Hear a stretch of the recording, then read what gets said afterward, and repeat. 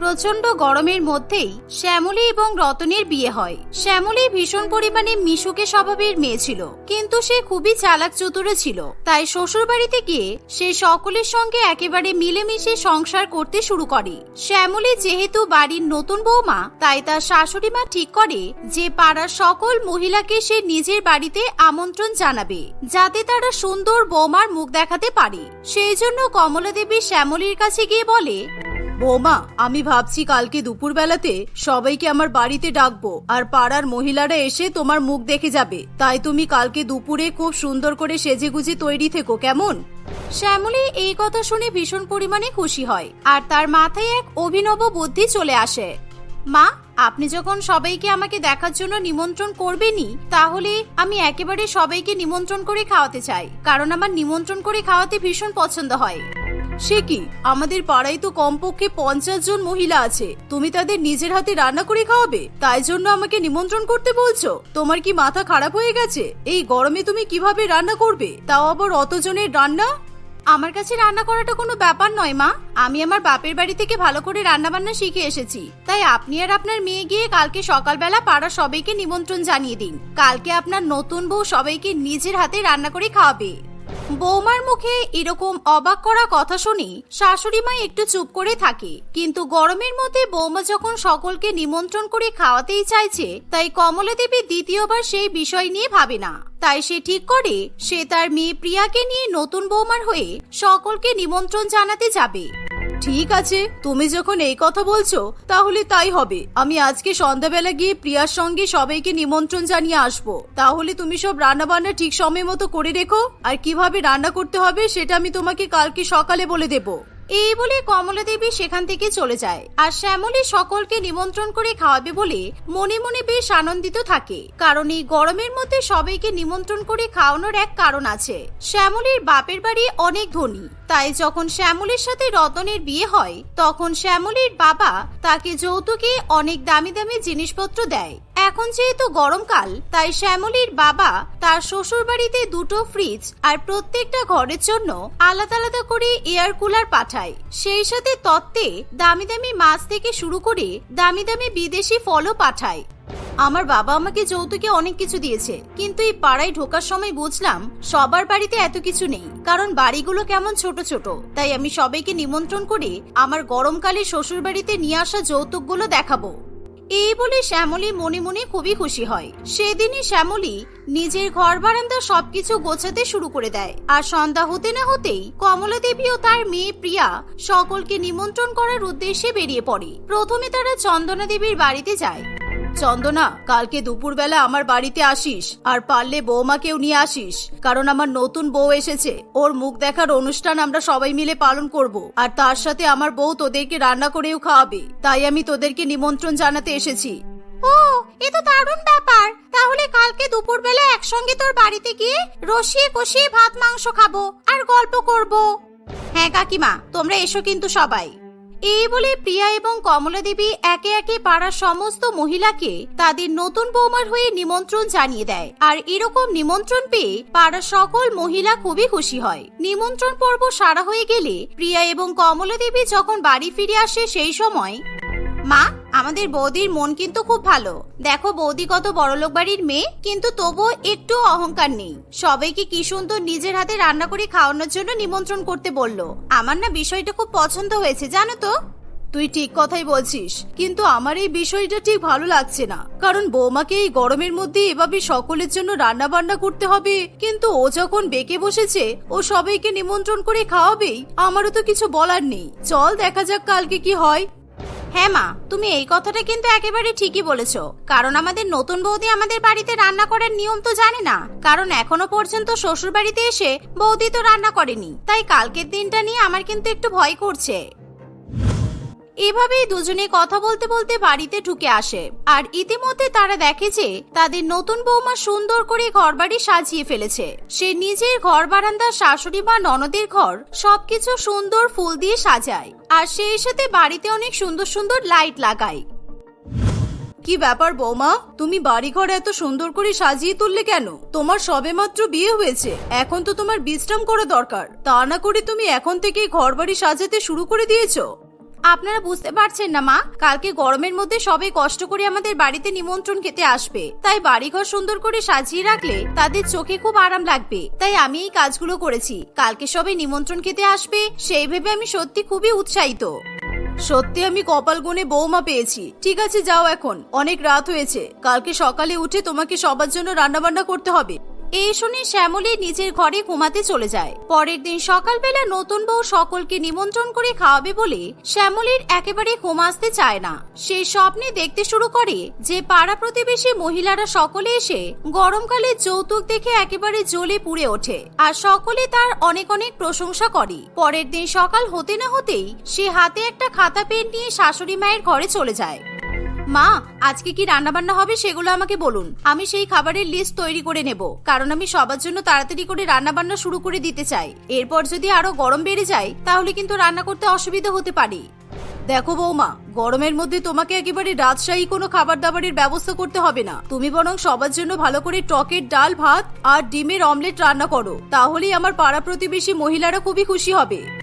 আমি সবাইকে আমার শ্বশুর বাড়িতে খাওয়ানোর জন্য নিমন্ত্রণ জানিয়েছি, আর আমি তাদেরকে টকের ডাল ভাত খাওয়াবো? কোনো মতেই সম্ভব না। তার থেকে বরং আমি সবার জন্য পোলাও, মাংস, কাতলা মাছের কালিয়া, ভেটকি মাছের পাতুরি, চাটনি, পাঁপড়, পায়েস এগুলো রান্না করে খাওয়াবো।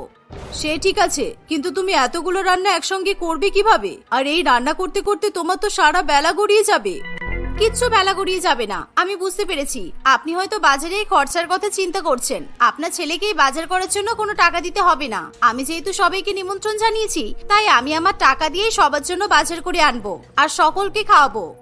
কমলা দেবী তার বৌমার সঙ্গে এই বিষয় নিয়ে আর কোনো কথা বাড়াতে চায় না। তাই শ্যামলী নিজের মতো করে সকলকে নিমন্ত্রণ করে খাওয়াবে বলে অনেক ভালো ভালো খাবার দাবার নির্বাচন করে ফেলে। আর সে টাকা দিলে তার বর তাকে বাজার থেকে সেই সমস্ত জিনিসগুলো নিয়ে এসে দেয়। কিছুক্ষণের মধ্যেই রতন বাজার নিয়ে এলে শ্যামলী রান্নাবান্না করার জন্য রান্নাঘরে ঢুকে পড়ে। কিন্তু সে দেখে যে রান্নাঘর একেবারে ফাঁকা আর সেখানে চারিদিকে কোথাও কোনো রান্নার গ্যাস পর্যন্ত রাখা নেই। এই দেখে সে প্রচন্ড পরিমাণে অবাক হয়। সে কিভাবে রান্না বান্না করবে কিছুই বুঝে উঠতে পারে না।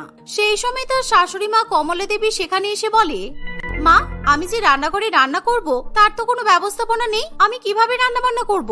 গ্যাসের টেবিলে গ্যাস রাখা নেই, সিলিন্ডার নেই, এভাবে রান্না করা সম্ভব নাকি?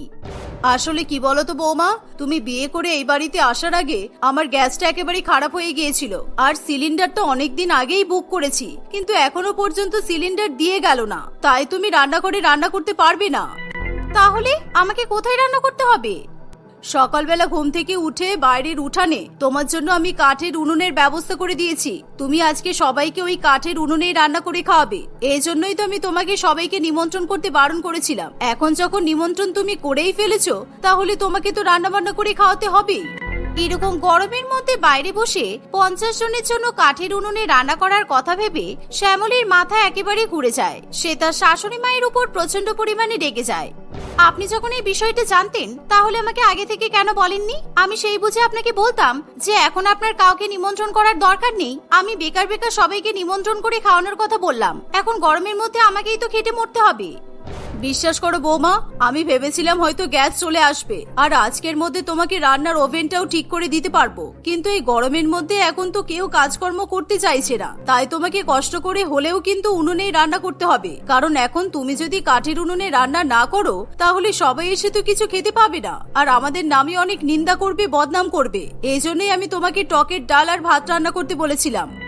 শ্যামলী যেহেতু বাজার থেকে তার বরকে দিয়ে গরমের মধ্যে জোর করে মাংস এবং অন্যান্য রান্না করার যাবতীয় জিনিসপত্র আনিয়েছে, তাই সে কিছু আর বলতে পারে না। বাইরের কাঠফাটা রোদ দেখে তার শরীর এখন থেকেই খারাপ করতে শুরু করে। ফলে সে সমস্ত সরঞ্জাম নিয়ে উঠানে চলে যায়। এই গরমের মধ্যে কাঠের উনুন জ্বালাতে তার ভীষণ পরিমাণে কষ্ট হয়। গরমের মধ্যে আমি কি মরতে সবাইকে নিমন্ত্রণ করতে গেলাম? কেন ঈশ্বর, কেন এই রোদে রান্না করতে গিয়ে আমার মাথা একেবারে ফেটে যাচ্ছে।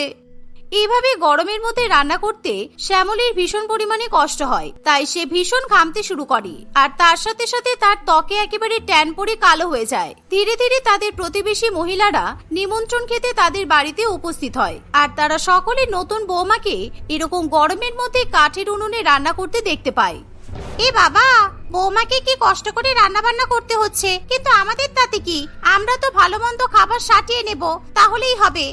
এই বলে চন্দনা দেবী এবং অন্যান্য প্রতিবেশী মহিলারা বাড়ির মধ্যে ঢুকে পড়ে আর এসির মধ্যে তারা বসে আরাম করতে শুরু করে। তখন শ্যামলী প্রথমে তাদের জন্য আমের শরবত নিয়ে আসে আর কমলা দেবী নিজের বৌমাকে সকলের সঙ্গে পরিচয় করিয়ে দেয়। সবই ঠিক আছে কমলা, কিন্তু তোর বৌমা এরকম পুরে কালো হয়ে গেল কেন? বিয়ের আগে কি ফেসিয়াল করেনি নাকি? বিয়ের দিন যখন দেখেছিলাম তখন তো বেশ ফর্সা টকটকে মনে হচ্ছিল, নাকি তুই গরমের মধ্যে ওকে ভীষণ পরিমাণে খাটাচ্ছিস? কেন কাকিমা, আপনি তো বাড়িতে ঢোকার সময় দেখলেন আমি আপনাদের জন্য বাইরে কাঠের উনুনে বসে রান্না করছি, তাহলে তো গরমের মধ্যে কালো হয়ে যাওয়াটা তো স্বাভাবিক। বাবা, তোমার বৌমার তো ভালোই মুখ আছে দেখছি, আর তাছাড়া তুমি আমাদের ইচ্ছা করে নিমন্ত্রণ করতে পাঠিয়েছো, তাই আমরা নিমন্ত্রণ খেতে এসেছি। তুমি কাঠের উনুনে রান্না করবে নাকি গ্যাসে রান্না করবে সেটা তো তোমার ব্যাপার। এই বলে তারা সকলে ঢকঢক করে শরবত খেয়ে নেয়। আর শ্যামলী যখন ঘুরিয়ে ঘুরিয়ে নিজের ঘরে শাশুড়ি মায়ের ঘরে এসি ফ্রিজ দেখাতে শুরু করে তখন তাদের আর সেই দিকে কোনো মন থাকে না, তাদের শুধু মন পড়ে থাকে মাংসের দিকে এবং মাছের দিকে। ওই দেখো মা, বৌদি মনে হয় ওই জন্যই পাড়া সব মহিলাদেরকে নিমন্ত্রণ করে খাওয়াচ্ছে, শুধু নিজের ঘরের আর আমাদের ঘরের এসি দেখানোর জন্য ফ্রিজ দেখানোর জন্য ব্যস্ত হয়ে গেছে। কি অবস্থা! আমার তো প্রথম থেকে এই বিষয়টা নিয়ে একটু সন্দেহ ছিল, তাই আমি ইচ্ছা করে বৌমাকে কাঠের উনুনের বিষয়টা কিছু বলিনি। ওর যখন গরমের মধ্যে সবাইকে নিমন্ত্রণ করে বাপের বাড়ি যৌতুক দেখানোর এতই শখ ছিল, তাহলে কষ্ট করে সবাইকে রান্না করে খাওয়াক। কিছুক্ষণ পরে চন্দনা দেবী বলে, বৌমা, তোমাদের ঘরে বাড়ির এসি আর ফ্রিজ দেখে আমাদের কোনো কাজ নেই গো, কারণ আমাদের ঘরে এসি ফ্রিজ কুলার সবকিছু আছে। তুমি তাড়াতাড়ি করে আমাদেরকে খেতে দাও, কারণ অনেক বেলা হয়েছে, আমাদের তো খিদে পেয়ে গেছে। এই শুনে শ্যামলীর মন খারাপ হয়ে যায়। সে গরম রোদে আবার বাইরে গিয়ে কাঠের উনুন থেকে সমস্ত খাবার নিয়ে ঘরের মধ্যে আসে আর সকলকে খাবার পরিবেশন করে খাওয়ায়। কিন্তু এত কিছু খাওয়ার পরও তাদের মন ভরে না, তারা আবার বৌমার হাতের আমের আচার খেতে চায়। তাই গরমের মধ্যে শ্যামলীকে আবার সকলের জন্য আমের আচার তৈরি করতে হয় আর তাদেরকে আমের আচার খাওয়াতে হয়। আমার পরিকল্পনা আমার উপর উল্টে পড়ে গেল। আমি কোথায় ভেবেছিলাম সবাইকে নিমন্ত্রণ করে আমার টাকা পয়সা বড়লোক বাপের বাড়ি জাহির করব, কিন্তু এখন সবকিছু উল্টো হয়ে গেছে। এখন এরা রাক্ষসের মতো খাচ্ছে আর আমাকে রোদের মধ্যে গাধার মতো খাটতে হচ্ছে। শ্যামলী সবাইকে গরমের মধ্যে এত কিছু রান্নাবান্না করে খাইয়েও তাদের মন জয় করতে পারে না। সবাই যে যার মতো নিমন্ত্রণ খেয়ে বাড়িতে চলে যায়। সেই সময় সকলে মিলে শ্যামলীর হাতে মাত্র 100 টাকা ধরিয়ে দেয়।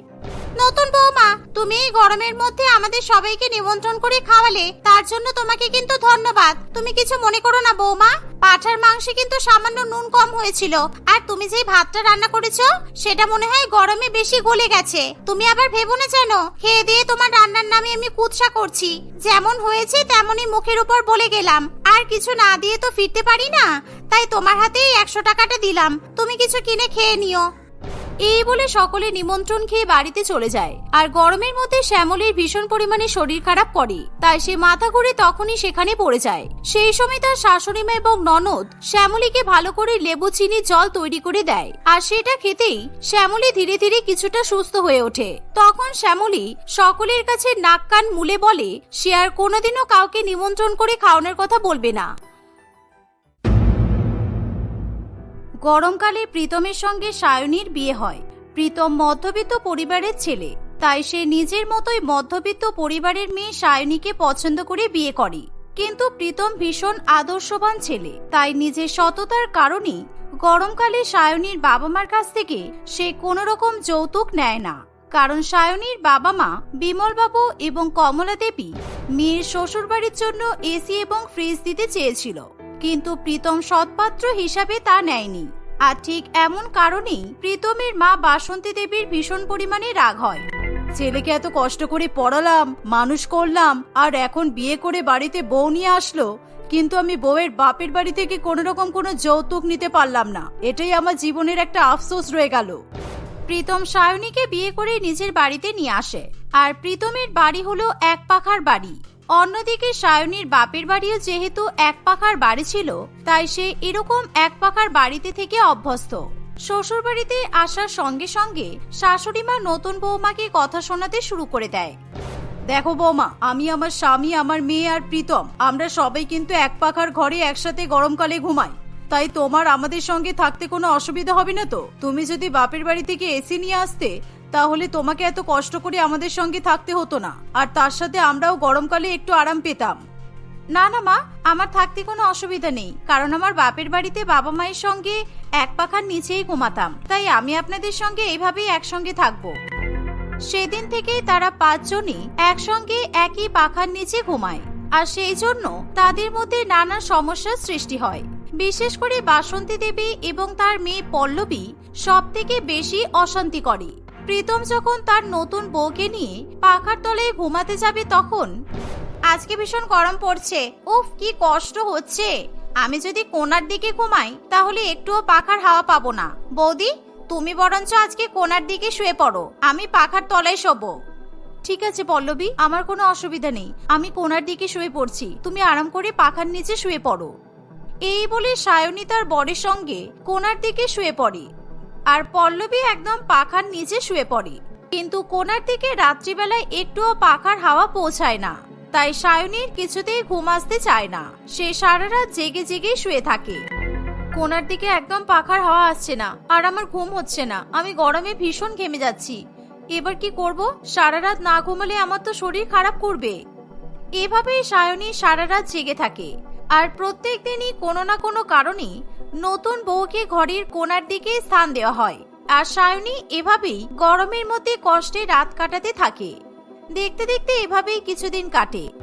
একদিন সায়নীর বাবার ভীষণ পরিমাণে শরীর খারাপ হওয়ার জন্য গরমে তারা নিজেদের বাড়িতে এসি লাগাতে বাধ্য হয়।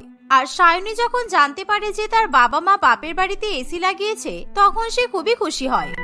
বৌমা, অনেকদিন হলো কোথাও ঘুরতে যাইনি, চারিদিকে দেখছি সবাই পাহাড় সমুদ্রে গরমকালে ঘুরতে যাচ্ছে, কিন্তু আমার ওইসব জায়গায় যাওয়ার কোনো ইচ্ছা নেই। তাই আমি আর আমার মেয়ে ভেবেছি সবাই মিলে আমরা তোমার বাপের বাড়িতেই ঘুরতে যাব।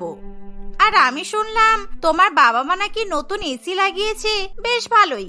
মেয়েকে শ্বশুর বাড়িতে কিচ্ছু দেয়নি, কিন্তু নিজের বাড়িতে ঠিক এসি লাগিয়ে নিয়েছে। যাই হোক, তাহলে চলো আমরা আজকেই তোমার বাপের বাড়িতে চলে যাই। না, আসলে আমার বাবার শরীরটা ঠিক ভালো নেই, ওনার প্রেশারটা খুব বেড়েছে, তাই ডাক্তারবাবু বলেছে এসিতে থাকতে, সেই জন্যই বাবা এসিটা কিনেছে, তাও আবার ইএমআই তে কিনেছে। ঠিক আছে, আপনারা যখন আমার বাপের বাড়িতে যেতে চাইছেন তাহলে চলুন, আজকে আমরা সবাই মিলে আমার বাপের বাড়িতে যাই। সায়নীর এমন কথা শুনি বাসন্তী দেবী এবং তার মেয়ে পল্লবী দুজনেই খুবই খুশি হয়। তারা বৌমার বাপের বাড়িতে যাবে বলে ব্যাগপত্র গুছিয়ে ফেলে, আর সন্ধ্যা হতে না হতেই সকলে মিলে সায়নীর বাপের বাড়িতে গিয়ে হাজির হয়। মেয়ের শ্বশুর বাড়ির লোকজনকে দেখে বিমলবাবু এবং কমলা দেবী দুজনেই খুবই খুশি হয়।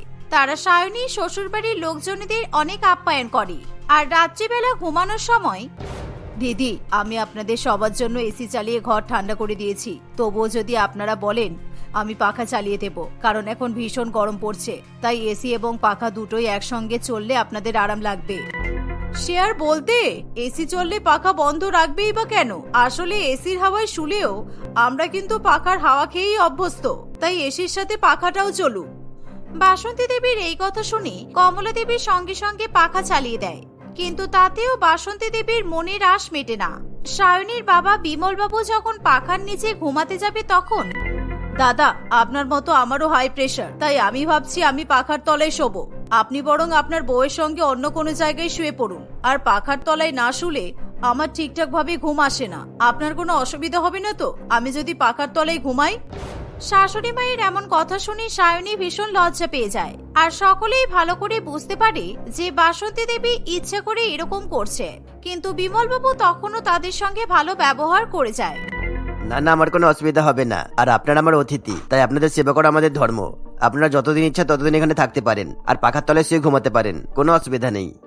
এভাবে সায়নী এবং তার বাবা মা বাসন্তী দেবী ও তার পরিবারকে পাখার নিচে ঘুমাতে দেয়, আর তারা 3 জনে প্রীতমের সঙ্গে কোনায় গিয়ে ঘুমিয়ে পড়ে।